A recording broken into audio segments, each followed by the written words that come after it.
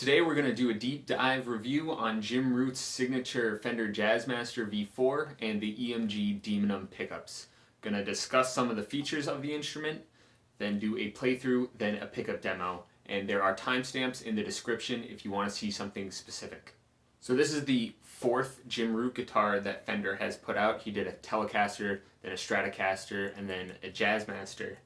And unlike the last two, this is Mexican made, and it retails for $1,400, which is $100 less than the American counterparts. And something about the Mexican factory opposed to the American factory is you don't get the compound fretboard radius. You don't get the 12 to 16. It's just 12 all the way across. So if you're a gripper and ripper, that's good news because you kind of feel the fretboard a little bit more. But if you're very precise and want the least amount of resistance when bending as possible, it's a little bit of a downside. But this guitar offers a lot more features. First off, you get Jim Root's new signature EMG pickups, the Daemonums, which are retroactive technology. So instead of the pickup itself being active, it has an active preamp inside the guitar that's still battery operated. His goal with the pickups were to achieve what the 8160 do, which was the previous set he was using with using the retroactive technology. Then you get the block inlays, which I love because it reminds me of a Gibson Les Paul Custom. The mother of pearl looks really, really good.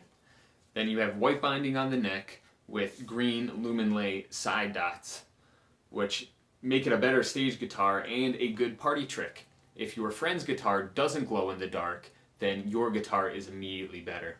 You also get a new neck shape with this guitar, which is a little thinner than previous models, but still thick enough for endurance rhythm guitar playing.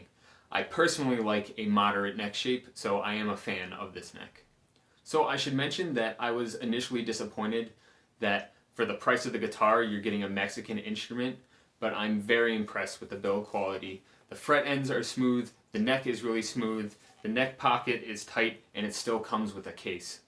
Then we have the things that are the same about the guitar. It's still a giant slab of mahogany with a three-way switch and a single volume knob, and you get locking tuners, which look great, provide good tuning stability, and provide a quick restring, which the guitar ships with 10s, so if you're going to do anything Slipknot, I recommend one of those right away.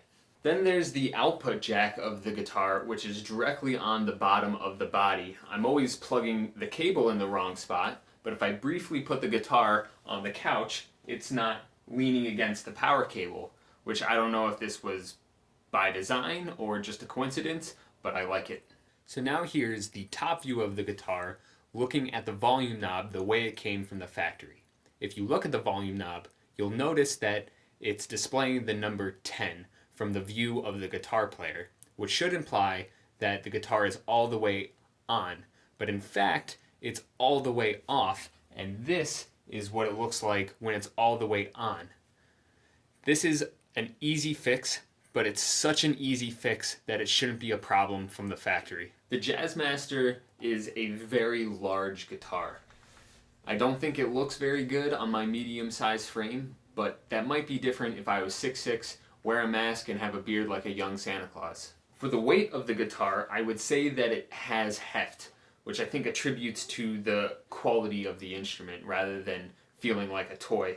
I've played it standing up for 2 hours with no problem, and I think this is because of the good weight distribution. Something I really don't like about this guitar is the lack of a separate battery cavity. So when you have to change your battery, you have to go fishing through all the wires to get the battery out. And this is the Fishman Fluence Universal Rechargeable Battery Pack, which if you are retrofitting any guitar with active electronics, I highly, highly recommend. It doesn't fit. So here's the case of the guitar, and in the case of the guitar you get a set of strap locks, an Allen wrench set with one big one and two little ones, keys for the case, a bunch of tags, inspection, free guitar lessons, which if you watch the playthrough I desperately need, and then some maintenance and warranty information. Something that I think adds to the spirit of this guitar is Jim Root's aspiration for less is more. And you don't need to be a Jim Root fan or even a Slipknot fan to appreciate that.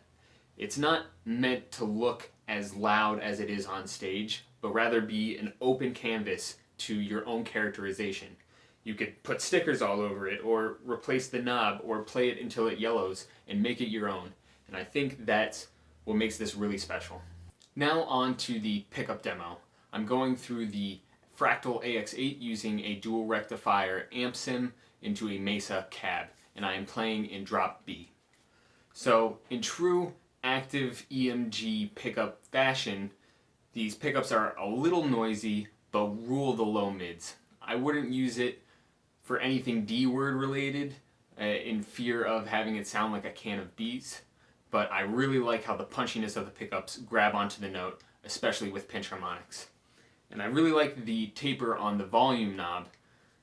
Instead of being on, slightly on, off, it's an actual taper, and it kind of brings a little bit more presence and life into the big chords. So here we go.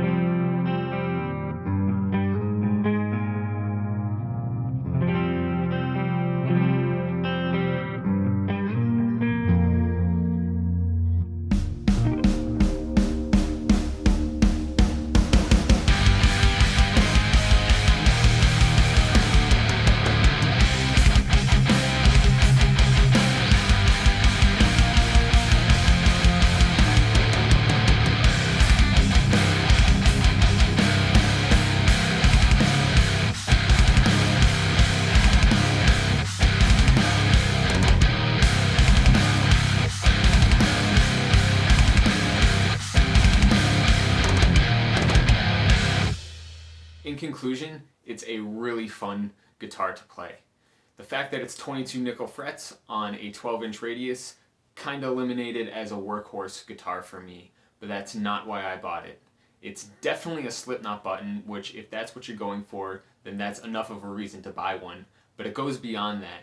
It's one thing to look like a classic instrument, but this is a classic instrument, but designed for chug-happy metal guitar players by people who have a strong fundamental bass line for the passion of the instrument and great build quality, and that's what makes this guitar like nothing else.